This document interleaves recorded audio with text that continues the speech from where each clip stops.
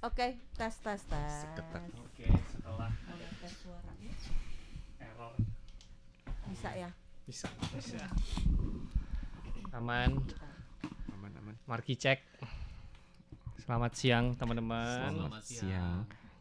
Kita mana ya? Facebook. Belum masuk. Sekarang Iya. nih Udah kita masuk. lihat ya. Sekarang kita di studio kedatangan tamu. Ya. Senang sekali bisa menyapa teman-teman RTI Siaran Indonesia. Yes. Mantap. Ya, udah nih. Udah masuk ya. Kayaknya gua belum masuk ya. Ada suaranya. Yup, lancar, jelas. Oke. Oke. Sip.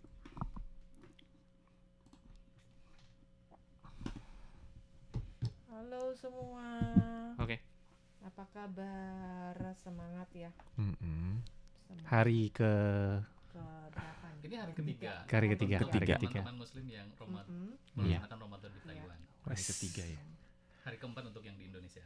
Woi, Oh beda. Oh Beda. duluan ya. Beda ya. beda Ya, perhitungannya. Indonesia kan waktu itu duluan. Dia mulai di hari Sabtu tanggal 1 Maret. Hmm. Teman-teman Muslim di Taiwan tuh melaksanakan puasanya mulai tanggal 2 Maret. Oh. Jadi ini hari ketiga. Oke, udah siap. Yuk kita mulai langsung dengan rekaman di radio. tes. Suaranya juga oke ya? Tes. Tes. Adit nah. Oke. Tes 1 2 3. Tes. Mas Oke, Luftinya. tes. Udah siap. Oke. Saya 4. Tes 1 2 3 ya.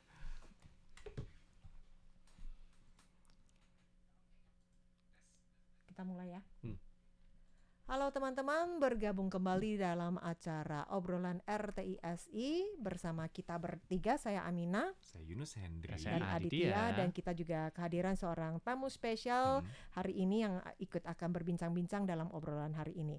Dia adalah Mas Muhammad Lufi. Yeay. Selamat datang. Terima kasih banyak. Senang sekali bisa hadir di tengah-tengah pemirsa RTI Siaran Indonesia. Luar biasa. Dan untuk topik kita kali ini juga yang sangat berhubungan erat ya Betul. dengan kita warga negara Indonesia yang terkhusus yang ada di Taiwan ya, Iya. dengan sesuai dengan judul. Susah nggak sih untuk berpuasa di Taiwan gitu loh. Iya. Gitu. Tapi Amina merasa ya, seakan-akan semakin walaupun kita jauh dari negara Indonesia, tapi kok kayaknya masih dekat ya. Wah, Karena juga bisa merasakan nuansa bulan Ramadan, bisa merasakan nuansa berpuasa. Betul, setuju. Bagi Iya. saya sebagai orang Indonesia yang ada di Taiwan, melaksanakan puasa di bulan Ramadan itu nggak susah-susah banget kok. Tetap enak juga. Tetap Ya. kita bisa Oh ketemu ya? sama Enak? teman-teman Muslim. Enak. Memang mungkin tahun-tahun awal aja yang merasa kayaknya ada tantangannya gitu. Mm-mm. kata orang kalau udah terlalu sering gitu kan udah kayak jadi gampang gitu dari yang susah jadi Iya. gampang. Ini udah keberapa kalinya nih? Udah Jadi ini tahun berpuasa? ketiga saya Ramadan di Taiwan. Wis, berarti udah melewati 2 kali puasa di Taiwan gitu. Betul. Ini betul. pertanyaan saya nih mungkin langsung ya, Boleh. Mas Lufi. Itu susah nggak nih untuk di Taiwan sendiri? Perbedaannya antara Indonesia, puasanya di Indonesia dengan yang di Taiwan itu ada nggak yang kayak perbedaan yang paling signifikan yang dirasakan oleh Pak Lutfi gitu? Paling signifikan tentu ketika saya masih sendiri pada waktu itu. Jadi belum ada keluarga yang menemani. Oke. Dan waktu itu juga masih tinggal di dorm, di asrama. Nah, ketika sahur itu saya harus tentu bangun dan saya agak sungkan karena khawatir teman-teman di dorm itu juga terbangun kalau misalnya saya beraktivitas waktu itu ya. Misalnya saya pergi ke pantry dormitory, masak gitu, kemudian bolak-baliknya itu buka pintu dan saya khawatir mengganggu teman-teman satu asrama itu. Ya. Oke, nah tentu makanan sih. Jadi ketika sahur harus menyiapkan makanan itu jadi PR penting pada waktu itu. Nah kalau di Taiwan menyiapkan makanan itu susah nggak sih bagi Mas Lutfi untuk mendapatkan makanan yang mau Mas Lutfi makan seperti itu? Jadi waktu itu kalau pas masih student itu jadinya harus menyiapkan makanan di malam harinya Oke. untuk dimakan pada saat sahur. Jadi saya hanya hangatkan di microwave gitu lalu kemudian makan gitu. Padahal kan masih student ya, masih mahasiswa. Nah, terus untuk perabotnya, peralatannya, terus termasuk juga bahan-bahan makanan, itu nggak susah. Susah sih karena kan di asrama sebetulnya nggak boleh Terbatas. masak Oke. Iya, kecuali di pantry. Iya. Jadi kalau misalnya mau menggunakan microwave ya berarti kita harus siapkan perangkat masak yang bisa dimasukkan ke microwave itu gitu. Itu aja sih yang khusus. Paling kalau waktu itu saya triknya beli dari Chicken Master, Oke. kemudian saya masukin Ya. ke kulkas tuh, kulkas dorm, kemudian ketika sahur saya ambil, kemudian saya hangatkan di microwave. Langsung jadi Gitu. deh. Wah. Jadi dipersiapkan 1 hari sebelumnya, Sebelumnya. semalamnya lah ya, Betul. seperti itu. Iya. Nah, kalau menghadapi cuaca di Taiwan kan cuaca nggak menentu nih. Nah, Kadang panas sekali, Panasnya kadang panas. dingin begini. Dinginnya Iya. dingin. Terus kalau teman-teman yang masih harus berpuasa itu ada tantangannya nggak? Terus apa yang harus diperhatikan? Iya, terutama kalau cuaca panas ya. Kalau misalnya cuaca panas itu rasa hausnya itu lebih terasa ketika puasa memang. Ya. Nah, tapi memang dengan demikian kita jadi kayak harus mengurangi aktivitas yang membuat haus. Oke. Tidak terlalu banyak keluar aktivitas fisik mungkin ya. Ya pada waktu itu sebagai mahasiswa ya tetap kuliah seperti biasa, tapi mengurangi aktivitas yang di luar ruangan aja biar nggak terlalu kena matahari gitu. Oh, oke. Tapi emang sih kalau musim panas di Taiwan ya, kita yang nggak puasa aja seperti itu menghadapi cuaca tuh luar Betul. biasa. Sengatan matahari itu memang bisa bikin badan sakit sih. Betul, setuju, Iya. setuju. Ya. Oke. Dan terus kalau misalkan Mas sendiri ya, kalau misalkan nih pengen makan makanan Indonesia seperti itu, gampang nggak sih nyarinya? Berarti kita harus cari rumah makan Indo sih. Jadi ya pernah juga sama beberapa teman ketika pengen buka makanan Indonesia itu kita harus ke toko Indo atau ke restoran Indo gitu ya.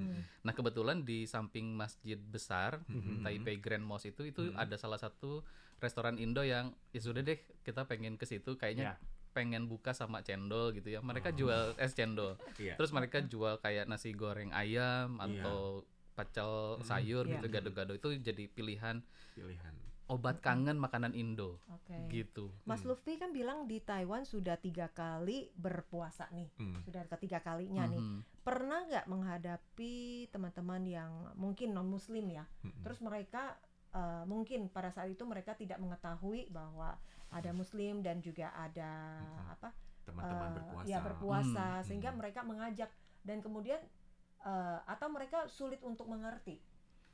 Pernah nggak menghadapi itu? Iya.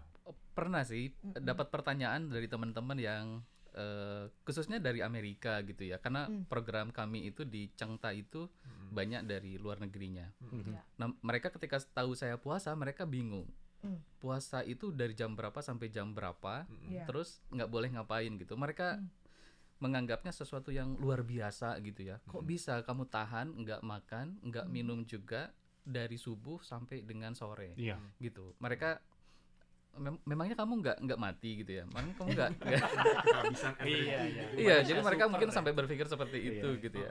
Dan kadang mereka berpikir bahwa puasanya itu adalah seharian penuh 24 jam, padahal kan tidak seperti itu.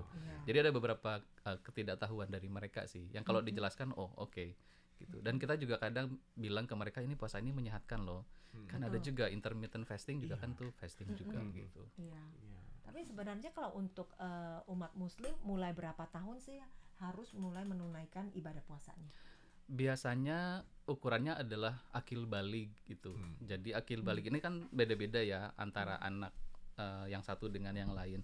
Tapi kalau misalnya dia katakanlah bagi laki-laki mungkin sudah mimpi basah atau bagi perempuan sudah haid gitu, itu sudah diwajibkan untuk berpuasa gitu. Dinilai dari kedewasaannya ya, Betul. secara biologis. Betul. Ya paling biasanya di umur 12 tahunan biasanya ya, atau umur 13. Ini kalau kita lihat ya di layar televisi, di layar handphone ini kan Mas Lutfi kayaknya lagi bawa jalan-jalan ya. Ini juga memperkenalkan makanan halal ya sepertinya ya, Mas Lutfi ya. Boleh nggak diceritain sedikit Mas? Boleh. Jadi ini pada waktu itu dikontak salah satu reporter dari Raja Wali TV di Jakarta. Mereka bikin program yang namanya Jelajah Ramadan gitu. Jelajah Ramadan. Nah pada waktu itu mereka pengen tahu gimana sih Ramadan di Taiwan seperti apa, di Taipei seperti apa. Susah nggak cari makanan halal? Terus gimana suasana masjidnya gitu. Nah ya akhirnya saya bikin vlog kayak gini. Terus mereka minta kayak semacam 2 episode gitu. Nah, terus ini tuh ditayangin di program berita pagi hari Lensa Indonesia.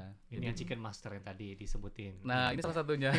Jadi memang ini adalah toko-toko yang sudah mendapatkan sertifikat halal. Iya. Jadi sebenarnya di Taiwan itu untuk mencari makanan halal juga sebenarnya nggak susah ya, Mas Lutfi. Betul. Ya? Ini yang saya syukuri ketika berada di Taiwan sebenarnya. Jadi pemerintah Taiwan, kemudian masyarakat Taiwan sendiri itu sebetulnya mereka fasilitatif terhadap makanan halal. Ada beberapa teman yang mereka berjilbab gitu ya, ketika si penjual menjual makanan yang nggak halal, mereka kadang ngasih tahu ini nggak halal buat Muslim, gitu. Jadi mereka bagusnya seperti itu. Jadi apa adanya dan tidak merugikan ya. Dan itu pertanyaan Yunus juga penasaran nih Mas Lutfi. Kalau misalnya lagi puasa seperti ini Mas Lutfi ya kan berbuka itu kan nggak mungkin makan Indo kan? Ya nggak tiap hari. Jadi Mas Lutfi bagaimana? Apakah bisa di luar atau mungkin saat masak atau seperti apa aktivitasnya? Karena sekarang kebetulan dengan keluarga ya, jadinya masak sendiri. Ya dengan bahan-bahan yang ada aja di pasar di Taiwan itu kita olah. Tetapi memang untungnya di Taiwan ini sudah mulai bermunculan supplier makanan halal, terutama daging ayam dan daging sapi halal yang itu bisa diantar sampai ke depan kita. Iya. Jadi kan ke mereka, saya mau dong 1 kilo ayam atau berapa cin ayam gitu ya, terus nanti diantar ke rumah. Itu luar biasa. Terus kita bisa masak sesuai dengan yang kita pengen. Jadi buat cili Indo lah atau apa gitu ya, kita bisa masak. Benar-benar efisien ya. Yusra tuh harus tari atau bagaimana? Tapi menurut Amina ya, seefisien-efisiennya memang terada. Tapi kayaknya nuansa berbuka berbeda dengan. Iya, pastinya kan. Betul, Amina. Kangen banget. Ini masuk di tahun ketiga Ramadan ini sebetulnya pengen merasakan kumpul keluarga, berbuka bareng sama keluarga ini, sama ibu sama kakak-kakak gitu ya. Apalagi selain Ramadan juga Lebaran juga kan belum pernah kumpul lagi sama 4 tahun terakhir ini gitu. Jadi kangen banget. Dan biasanya ada masakan dari orang tua yang kita kangenin sih biasanya. Itu yang beda banget. Dan kita belum dapat itu di sini. Meskipun cita rasanya beda, suasananya juga beda. Cita rasa pokoknya sesuatu yang dimasakin ibu itu luar biasa. Kalau kita sendiri bisa merasakan yang namanya berbuka bersama dengan masyarakat internasional dari Indonesia saja. Contohnya tadi foto-foto yang saya dapatkan dari Masjid Agung Taipei. Kemudian kebetulan juga Pak Lutfi waktu itu juga lagi berbagi soal berbuka puasa bareng. Kemudian juga beribadah bareng. Kemudian gimana tuh rasanya bisa berbuka dengan warga asing yang lain dari Indonesia? Ya ini pengalaman luar biasa ya. Jadi kita jauh dari keluarga di Indo tapi banyak keluarga baru di Taiwan, terus buka puasa dengan mereka gitu. Jadi kalau misalnya dilihat ini ada antrian setelah sholat maghrib untuk buka bersama. Antriannya sebesar seramai itu gitu ya. Jadi ini berkumpullah umat Islam dari berbagai negara yang ada di Taiwan, dari Indonesia, dari India, dari Pakistan, dari beberapa negara Eropa juga ada kayak, dan termasuk Turki, termasuk teman-teman Muslim Asia Tenggara. Nah, ini menarik. Jadi di meja merah ini kita sudah disediakan beberapa makanan gitu ya. Jadi kita disuruh duduk di salah satu meja itu, nanti kita boleh buka, ada nasi, ada kari ayam, ada kentang. Nggak sih nama makanannya apa gitu ya, tapi juga ada salad tuh. Biasanya kan pemberitahuan sebelumnya kalau misalnya ada buka bersama. Jadi itu tiap hari. Betul. Ya, sama tiap hari juga bisa kunjung nggak boleh? Boleh. Ini juga dari negara sepertinya ya. Sepertinya sih harus dari Asia Selatan atau India. Tiap hari. Tapi kalau berbeda sedikit, karena ini suasana di masjid kecil, namanya ada Taipei Cultural Mosque gitu. Ini suasananya lebih gak terlalu ramai, dan kayaknya lebih banyak Indonesia dan Taiwanese Muslim yang buka di sini gitu. Yang ini tiap hari berarti? Yang ini tiap hari juga. Semuanya tiap hari berarti. Jadi enggak sih. Yang fun fact-nya ini kayaknya jadi semacam apa ya? Kegiatan silaturahmi. Untuk student yang lagi pengen ngirit kalau mau buka bahkan sahur di masjid aja. Sahur. Kalau di masjid besar ada juga yang seperti ini, yang meja itu. Jam berapa? Jamnya berarti jam 3:30 ya. Jadi kalau mau ngirit berarti untuk yang ini juga udah main banyak ya. Banyak posisinya ya. Si Amina merasa ada rasa kebersamaan dan nah itu. Jadi dari jauh bagian negara di bulan puasa mungkin orang-orang yang penuh dengan tantangan, penuh dengan pekerjaan, jadi harus puasa tidak sibukkan ya. Sendirian lagi tapi dari masjid mereka gotong. Ini kesannya luar biasa sih kebersamaan ini. Iya. Dan masjid ini membuka kepanitiaan khusus biasanya pada orang ini. Jadi teman yang punya peluang kemudian ingin beramal di kualitas Islam bisa gabung di kepanitiaan itu. Jadi masjid Agung dan masjid yang satu lagi yang tadi bilang. Luar biasa. Iya, tuh di Taipei juga. Satunya lagi di Taipei. Kalau masjid itu lokasinya dekat LRT Taipei Exit 1. Exit 1. Kalau gua udah ke Sultan Market. Iya. Iya. Teman-teman bisa mencatat dan mungkin juga bisa yang ingin sahur bareng atau juga buka bareng sama kunjungi ke masjid. Ya, ini adalah satu kegiatan yang luar biasa sekali, menampilkan kebersamaan ya. Dan untuk acara di Radio RRI kita akhiri sampai sini dulu. Terima kasih sekali atas kesempatan dari Muhammad Lutfi di acara. Terima kasih banyak. Ya, sampai jumpa. Oke, kita lanjut lagi ya. Yang di Facebook kita lanjut ya. Kemudian berkesan selama berpuasa apalagi ini ketiga ya. Selama 2 kali berpuasa kita. Apa berkesan menurut Pak Lutfi selama ini? Yang paling berkesan adalah selain tadi ya berpuasa bareng dengan teman-teman internasional dari berbagai juga adalah kita memang berpuasa bareng sama teman Indo. Jadi misalnya kita bikin semacam acara berpuasa bareng tapi juga ada doa bersama sebelum itu atau pengajian bersama teman Muslim di situ. Nah, itu juga berkesan karena biasanya makanan yang masak itu adalah betul-betul makan Indo. Nah, jadi kayak kita tuh benar effort untuk bikin es campur Indo lah gitu, beli sirup yang warna merah yang terkenal. Ini kan spesial banget, iklan rame banget di bulan puasa. Kita beli itu kemudian bikin esnya itu gitu. Itu yang berkesan bisa kumpul bareng sambil menikmati berbuka ala Indonesia. Ini pandangannya mungkin juga salah. Kalau pada saat berpuasa ditambah lagi suka yang tidak menentu, badan drop terus sakit itu gimana? Apa yang harus dilakukan? Jangan di badan. Betul, jadi nutrisi juga penting harus dijaga dengan isi. Nah, kita nggak minum apa tertentu. Jadi kalau bisa tipsnya mungkin minum vitamin, multivitamin gitu. Terus menjaga asupan minum ketika kita berbuka dan juga sahur. Jadi sekarang kalau misalnya kita pas kita puasa suka ada informasi, oh nanti pembagian 8 gelas airnya itu misalnya pas sahur berapa gelas, pas berbuka berapa gelas. Nah, buka kita bagi lagi. Misalnya pas negeri berapa gelas dulu, nanti setelah makan berapa gelas. Jadi tetap menjaga asupan air. Tetap ada. Iya, jadi kan kita misalnya sahur kita minum 4 gelas air misalnya. Itu kan bikin kita malah buang air minum. Nah, kita menjaga itu juga. Jadi selama puasa kan kalau orang yang suka berolahraga, apakah ada tips juga? Misalnya sebelum sahur, pas dulu, habis sahur, kemudian sebelum berbuka, baru berbuka. Nah, biasanya kita aktivitas fisik di waktu berbuka aja. Jadi misalnya jam 4, 2 jam menuju berbuka kita aktivitas fisik. Jadi masuk lah kayaknya. Gimana harus tahu waktunya dan asupan airnya Dari sisi fisik kan berpuasa sebenarnya niatkan ada kita tahu dengan apa benar seperti apa. Terus kalau dari sisi hati, ada yang tidak tahu dari siapa kami punya. Jadi kalau misalnya dalam bulan ini itu dia akan mengatur doa yang kita minta. Kemudian juga akan melipat ganda pahala setiap ibadah yang juga kita lakukan. Jadi di itu. Jadi kita bersemangat untuk kemudian berupaya lebih mendekatkan diri pada Tuhan lebih berdoa sebagai mantunya itu. Terus kalau kita ada pekerjaan yang baik di bulan yang lainnya, nah dengan bulan tertentu kita bikin happy itu. Bikin happy baru. Jadi dengan kesan kayaknya mudah-mudahan setelah bulan ini kita jadi yang lebih baik ya. Dari sisi dari sisi ketan ini lanjut pakai ini kali 3 puasa kan. Ini belum baru juga ada makan yang berpuasa di bawah kemudian ada cuaca yang itu kemarin panas batu. Oh iya ada yang pengen aku bagi khususnya bagi teman-teman ini lagi menaikkan berpuasa dan untuk kali pertama menjelang berpuasa apa yang harus diperhatikan buat payung misalnya apa itu yang bisa dibagikan share buat teman-teman. Ya, yang pertama kali melakukan sahur. Tetap harus sahur. Kan kalau misalnya minimal segelas air tetap sahur. Nah, sampai teman-teman kan misalnya ngantuk, nah malam dan menjelang kesoperan itu mereka sahur dengan berarti itu karena sahur itu penting. Kemudian kalau memang cuaca panas ya dikurangi sisi ada di luar gitu. Kemudian ketika nanti berbuka wajahnya jangan langsung dihantam dengan angin banyak dan terlalu tamu. Itu sih tips-tipsnya juga. Sama mungkin malam harinya ada sahur jangan sampai gadang atau tidur terlalu malam. Gitu. Mudah-mudahan sehat semuanya dalam menjaga puasa. Iya. Oke, Oke, terima kasih atas waktu yang diberikan oleh Kak Vi. Oke, kita akan dalam masalah obrolan ini. Dan sampai jumpa. Bye. Thank you. Terima kasih. Ini di luar.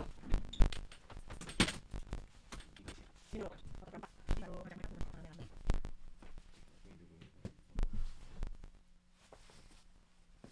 sebenarnya puasa juga bukan seenak-enaknya gitu. Makan nggak minum, terus sekali mau makan banyak-banyak gitu ya.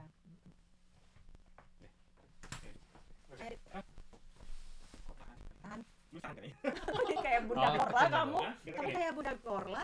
Tahan katanya. 3, 2, 1. Oke. Ajak mereka foto ya.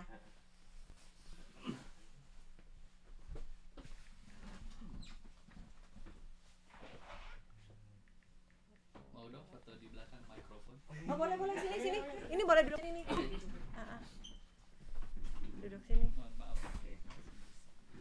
Ini kursinya aku keluarkan biar. Sorry Yunus. Aku nggak lihat kamera ya. Iya. 3, 2, 1. Oh, naikin dikit. Lebih jelas. Oke, sip. 3, 2. Selamat pagi. Selamat pagi.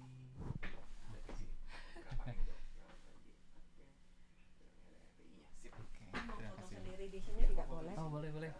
Sendiri.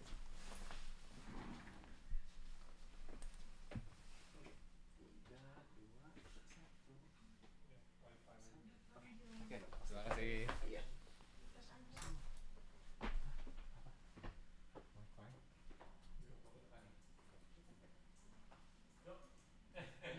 Foto-foto.